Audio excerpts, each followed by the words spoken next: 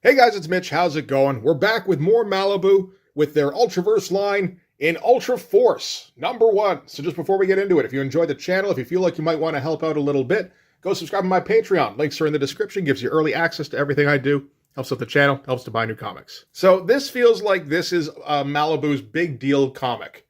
I mean, they had a couple, really, like Prime, I feel was also very well marketed. That was drawn by Norm Brayfogle, but for this one, they've got their big gun. I'm not sure how the fuck they managed it, but they wrote George Perez into drawing this thing. I imagine it's something of an internal imperative. Like, this is going to be our Avengers, our Justice League, whatever. This is our big team. We want a dude who has credibility and will just, knock it out of the park no matter what. I mean, that's George Perez summed up right there. Not quite the biggest name in 94 anymore. Like, he's not the flashiest guy, but I know George Perez still has a shit ton of fans at this time. So definitely the right move. Like, if you can get George Perez, you're a dummy if you don't get George Perez. And this is combining a bunch of people from other comics, and I don't even know. I mean, we got Prime here in his renegade persona. I think first shows up a few issues in where he the kid who's running the Prime body like reimagines him. We got Hard Case, who seems to be just like, who is he exactly? I'm not even sure, but he's got a brush cut and a ponytail. That's not a good combo. He's a bit like a Captain America in terms of the abilities he has, only he's a bit more rough around the edges, I think. And then we got Prototype, who's kind of an Iron Man figure, and then like 4 people I couldn't put a name to if you had a gun to my head. So let's get into it. In terms of the cover, that's fine as far as just making sure it's clear who our guys are and that, you just see everybody clearly. It's not a particularly great shot, but it's certainly solid. I mean, solid and pretty well detailed is George at like base level. We've seen what he can do when he opens the floodgates on Infinity Gauntlet. He's not really going to go that kind of hard on this, but he is going to at least make this thing look like very good and just have this as like a solid foundation in the Ultraverse, I think. So we're going to start things off with a wing of fighters who are investigating a fire at a military arsenal, which is already kind of a strange decision. I don't think you send fighters as like recon. Maybe helicopters full of infantry. That would work okay. I imagine it's tough for fighters to say anything other than, I think I see something, oh, fuck, it's gone. So they get a little closer to the installation and the planes start getting pulled down and they all start crashing into the arsenal here. One guy is able to pop his chute, so you think he's going to make it safely, but he starts falling faster regardless. Basically, gravity is working against these guys. All very nice looking stuff. Awful lot of panels to just keep showing, the next beat. That is kind of George Perez's style, though. So we get him on the ground here in the arsenal. He has hit, he's injured himself pretty badly. He says, my back's not broken, I can feel my legs. So there's that. But then somebody approaches him and starts turning up the gravity on him. So this is a power somebody has. Gets weirdly gory as like all of his skin splits and he just, melts into the ground. I mean, I don't know if this is a thing that Ultraverse is trying, where they're trying to be a little more violent. Like Prime didn't really go there, although it was grosser than expected. All looks pretty good, nothing super special, but it's certainly better than I can draw. And then we cut to Ultraforce in their base, who are watching TV. Basically, they're watching Prime and Prototype have a fight. And Hard Case is getting super pissed about this because he's had Ultraforce teams before. And usually what happens is the civilians turn against them. And then it's them versus the world. And he's trying to avoid that. I guess they've been building Ultraforce kind of behind the scenes up until now, and this is too public for him. So this is penciled by George Perez, inked by Alvey, written by Gerard Jones, which I didn't know when I bought this, but that's how it is. One unfortunate thing about the Ultraverse is that I think Gerard Jones gets in on quite a few of them for the writing duties. I'd kind of like to avoid it, but I don't know if it's possible. And if you're not familiar with why Gerard Jones is not a pleasant name to see, he's got a Wikipedia page. You can find out. Just, it's not good. So more of that with Hard Case. Just basically saying we don't want the same kind of Ultraforce. He doesn't really want anything to do with Ultraforce as a team at this point. The woman in the Xavier chair, Contrary, she's the one who's actually trying to get the team together, and she's trying to manipulate Hardcase into being the leader. But he's too hard-headed and gruff to go along with it, at least at this point. Got this other girl here, Pix. I'm not sure what she does. She seems like some kind of handyman character. And then we got, like, the ghoul here. I don't know what his name is either. What is his name? Is it just the ghoul? I think that might be it. So, Prototype and Prime, I guess, finish up their fight. Or maybe this is before the fight. And they're just kind of having a talk, like an interview. And there is a difficulty here in that both of these people are preteens, I believe. Like around 12, 13. Which, again, knowing the writers is like, ugh. But, yeah, so the kid in the Prototype outfit is like 13 years old. And, you know, so is Prime in his big Superman body. And they're trying to, like, just act like superheroes, but they don't really have any idea how to do that. Prototype at least has somebody talking in his ear, like guy in the chair kind of thing. Prototype mentions an Ultraforce and how he's going to form one. So the reason everybody keeps saying Ultraforce because superheroes in this world are called Ultras. And this pisses Prime off because, you know, he's a 13-year-old in a big muscle body, and he says that Prototype stole his idea for an Ultraforce. And now they're going to have a big old slugfest in front of a whole bunch of cameras, which pisses Hardcase off incredibly, because he says they're going to force the government to crack down on Ultras. And this kind of forces Hardcase to go and reel in Prime and Prototype. All really nice looking stuff. Again, nothing splashy. This is all very functional. Ton of panels going on. Good storytelling. You can tell what's going on, at least in every single panel, which is a nice break from some of the books we get. So Contrary here wants the team to, well, you know, the team that's not a team to get involved. Hardcase is, again, arguing against it because he doesn't know who exactly Contrary is. It makes you wonder a little bit why he's kind of going along with what she says, but that's just how it goes. So they're going to teleport Hardcase, I believe, to the place where Prime and Prototype are heading to, which is that arsenal that started off the comic. And they're going to send the others there as well, except that Hardcase took the guidance chip with him. So I guess once the court... I don't know. This is all kind of senseless. So if you need the guidance chip to teleport to the place you want to teleport to, this shouldn't work. If it's that the coordinates are locked in now, and just the next person can't find a new lock, well, you don't really need to. He locked in the coordinates, right? It doesn't make a whole lot of sense. But we do get his giddy little running off to deal with the problem. So from there, we're going to cut to Los Angeles Memorial Coliseum, where there's a football game going on, although not too many people at the football game seem to be paying attention to the game. A lot of them are watching little handheld TVs because it's 94. Nobody has a phone. And they're all talking about all the Ultra stuff going on, all the superhero stuff, and saying how Clinton's asking for emergency powers. And while they're in the middle of that, some woman appears out of nowhere, like in the middle of the air over the football field. It's a good pose, good costume. I get the impression this is meant to be their Wonder Woman. And yeah, she just kind of falls among the players. You know, like the art, again, it's still kind of the same old thing where it's just very solid, you know, it's very slick and just not super exciting, which I'm starting to think is just basically the George Perez deal. You know, I could be wrong on that, but it seems like the main thing with George Perez is mostly that he gives you extremely solid pencils on a monthly schedule. It's a little bit of that elevated house style kind of thing, except that it's elevated to kind of its maximum limit. He's not going super hard on any page designs or panel designs or any kind of compositions. He's just making sure everything is super clear and that everything always looks correct, which I certainly can't complain about.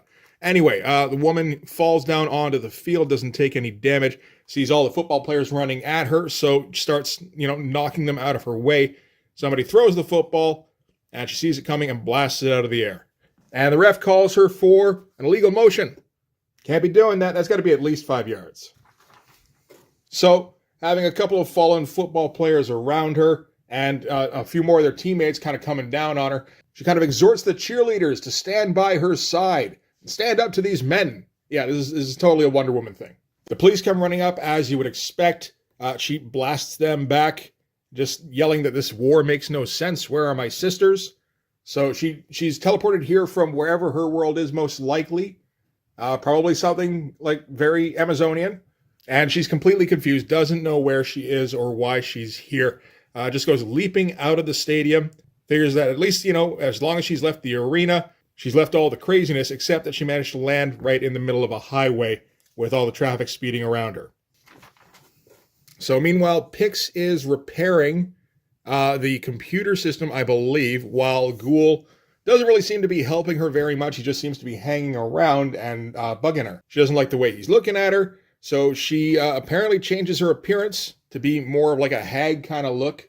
So I guess she can do that. And the impression I got was that Ghoul, or I don't know, if Pix assumed that Ghoul had a crush on her or something, because he just keeps like looking at her. But it turns out that's not the case. It's more that he senses death around her. So that's a little better. He's a little too creepy looking for, love triangle kind of stuff or whatever. So anyway, that marks the end of Pix fixing up the computer. So now they can teleport to where the original disturbance was at that arsenal.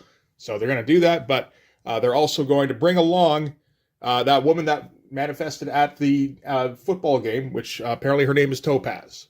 So they have a pit stop to make before they get to Alabama. They're going to stop in California where Topaz has basically barricaded herself. She decides she's being pinned in by all sides, so she's going to have to do like an Alamo. But before, and she's about to take a shot at the helicopter flying overhead, but before she can, she gets teleported away. And that's the closest we're going to get to her meeting the Ultraforce team. She's just going to kind of show up and be a part of it later on. Meanwhile, over Alabama, Prime and Prototype and Hardcase are all making their way to the arsenal. Nice little progression here where we get like the internal monologue for Prime and then cut to Prototype, who's going, man, I didn't know he was so fast. And then we get his monologue with the guy who's helping him run the suit. And then we do a quick cut to Hardcase, who's having to follow behind. These two are flying. He's leaping along, so he's got more of like a Hulk kind of deal going on, I guess. And then a quick cut to Prime, because he's the one who gets there first. So some interesting little panel designs on that one. Very little. Like all the panels in this get so tiny. And there's a pretty good amount of detail going on in these tiny panels as well. So Prime shows up. He's familiar with this threat because this is something he's dealt with before. This is some kind of super people that have been going around stealing underground nukes. And he figures this is pretty much the same kind of thing. He doesn't see anything on the surface, so he just starts tossing aside gigantic blocks of rubble because he's kind of a dumb kid. Not too worried about what he might hit. And yeah, he keeps getting just, more and more worked up. It's like, how have I not found anything? He eventually does find like a gigantic stone cap over a hole. So he just smashes that and falls through it. And okay, this is impressive. I'll give you that. Big underground shot of what's essentially mole men who have been stealing underground nukes. This is apparently the other half of a sleeve for a trading card that is in this, which is weird because if you want the card, you're going to have to destroy your comic, basically. You're going to have to tear it apart. It's not too smart. Just put it in a poly bag. But yeah, no, this is a great looking page. This is like giving Art Adams 3 weeks to finish a page kind of page. And yeah, so Mole Man number 1 is going to tell his king, the proper Mole Man, that the air people are coming in and they're going to attack them. So the Mole King here prepares himself. And so that's what he looks like. It's like, all right, why not? It's tough coming up with costume designs. Topaz's was a fair bit better, though. So he's the one with the gravity powers that we saw at the beginning of the issue. So when Prime goes flying at him, he uses his gravity to kind of repel him. So more of an anti-gravity kind of thing. Sends him smashing into a wall. And yeah, it just kind of ends up tossing him all around the room here. Which is fine. Good, solid, action-y stuff, Prototype goes flying down into the hole. Again, just ridiculous amount of detail just for all the fucking dirt. I would go so far as to say that is unnecessary levels of detail. But that's kind of what you get from George Perez sometimes. So while Prototype's flying in, Prime gets himself out of the crater here and goes flying at... What is this guy's name anyway? Has he said what his name is? I think he said at the beginning it's Attalon. Although that could be like the kingdom too. So anyway, when Prime flies in, Attalon, I suppose, punches his head off. or explodes it. Because, of course, Prime is made out of goop.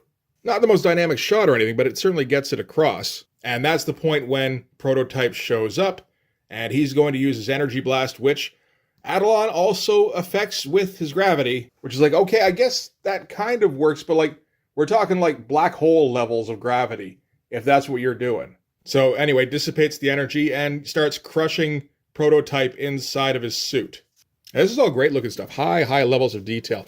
More so than what we saw earlier, it feels like. Maybe not. Yeah, well, there's not a ton in terms of backgrounds on this, as opposed to this, I guess. That's the main difference. Brings Prototype rushing towards him and kind of smashes his face. And then he's going to bring a whole bunch of rubble down on top of him, but before he can do that, Hardcase gets in the way and is able to keep the rocks off of Prime and Prototype, so I guess he's stronger than just a Captain America type. And he scoops up Prime and Prototype and leaps out of the hole again.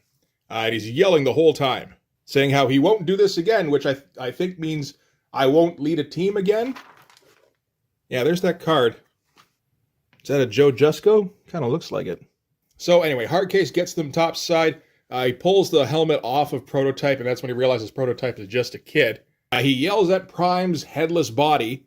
He's like, why do you get yourself killed? This can't be happening again. He gets very upset about all of this, where he's just lashing out and everything. And that's when Ultraforce, I guess, shows up. So we've got Contrary and Ghoul and Pix and Topaz there. Topaz has pretty much officially joined the team at this part. Contrary has apparently persuaded her that they can find a way to send her home. And while Hardcase is kind of just taking in the fact that, fuck, this looks an awful lot like a team, Prime gets up behind him and says, I'm not getting led by no alien lady. He's talking about Topaz here. And Hardcase is like, what the fuck, you grew back your head? Pretty sweet looking page. I'm not sure what this thing is. It looks like a friggin' alien spacecraft. But I guess they've got all sorts of crazy tech at whatever their headquarters is. So I suppose that's part of that. But yeah, no, pretty wild looking stuff. And all of the Ultraforce guys just kind of start bickering. Prime says because he's the strongest, basically he should be the leader. Prototype's basically saying the same thing. And then Contrary kind of approaches them, and Prime gets intimidated by this half-naked lady who's walking right up to him. Which I don't mind too much other than who's writing it. But news helicopters start flying in, which Hardcase notices, nobody else does. And the group is all infighting about who's going to be leading and, what kind of team this is going to be. And Hardcase just tells them all to shut up. None of you are capable of leading. And a team like this needs a leader. Otherwise, you're just going to cause widespread destruction and get the regular people aligned against us. And, they just kind of one by one basically say, oh, well, yeah, no, I guess that makes sense. So you should probably be the leader because you're the only one who seems to know what he's talking about, which is pretty much exactly what Contrary wanted. And then Hardcase basically says, yeah, no, I guess I'm going to be the leader because otherwise it's just going to be fucking horrible. And is that where it ends? Oh, seems to be. Okay, so that's... No, we didn't really resolve anything like the threat. I guess that's probably going to happen in issue 2. Good cover for issue 2. Kind of a topside view of X-Men number 138. That's all right. That's pretty dramatic. And we're going to get, I guess, a bit of a tour of the rest of the Ultraverse here, which we haven't seen a whole lot of up until now. So we got Sludge here. Oh, we're going to get, I think this is an introduction for, is this Mantra? Wow, they're already pretty far along, eh? I didn't realize Ultraforce was this late in the game, but they're up to Mantra number 13, Firearm number 12, Prime number 15, Hardcase number 15. I guess they've been going for a year, so that makes sense. And no, so this doesn't appear to be Mantra. This is Freaks. It looks like it has some solid art anyway. Who's drawing this? It looks like Ben Herrera. I'm not really familiar, but it's competent anyway. That looks like Howard Chaykin. I guess just a Howard Chaykin alternate cover. And I'm not sure what that's an ad for. Oh, that would be Freaks. There you go. Oh, and I guess the Firearm TV show looks like it's coming out soon. Is that what the guy fucking looks like? Jesus, all right. No wonder I don't remember that thing. All right, so that is Ultraforce number 1. It's a standard kind of get the team together kind of issue. Looks really good, like incredibly solid, as you would expect, with a couple of very nice larger pages thrown in there. But yeah, for the most part, like just George Perez does not shy away from the 12-panel page, does he? In terms of the writing, it's not impressive. It's kind of run-of-the-mill, really, for like slightly better than Protectors, not as good as like Fabian Nicieza even, really. But I mean, that's not even the draw. Like Malibu has figured out that in order to get people to buy your comics, you get name artists on those comics. So, you get George Perez on a book, it doesn't matter who you get to write it, people will buy it. And it's like, well, it matters a little bit with retrospect, but not much you can do about that in 1994, I guess. Anyway, that's going to do it for this one. I got a few more Ultraverse comics now that we can go over at some point in the future. That'll be fun. I got like Mantra #1, Firearm #1, I think. We got a few things we can go over. But for this one anyway, that's going to do it. Thanks very much for watching. If you like this video, please hit like, hit subscribe, hit the notifications so you know when the next one's coming out. Go over and subscribe on my Patreon. Gives you early access to everything I do, from the Blood Force stuff to the YouTube videos before they get uploaded to YouTube, as well as some Patreon exclusive content. You can also follow me on Instagram and DM me there for commissions, and you can join the Blood Force Discord server. But yeah, that's going to do it. Thanks again for watching, guys. I'll see you in the next one. Bye-bye.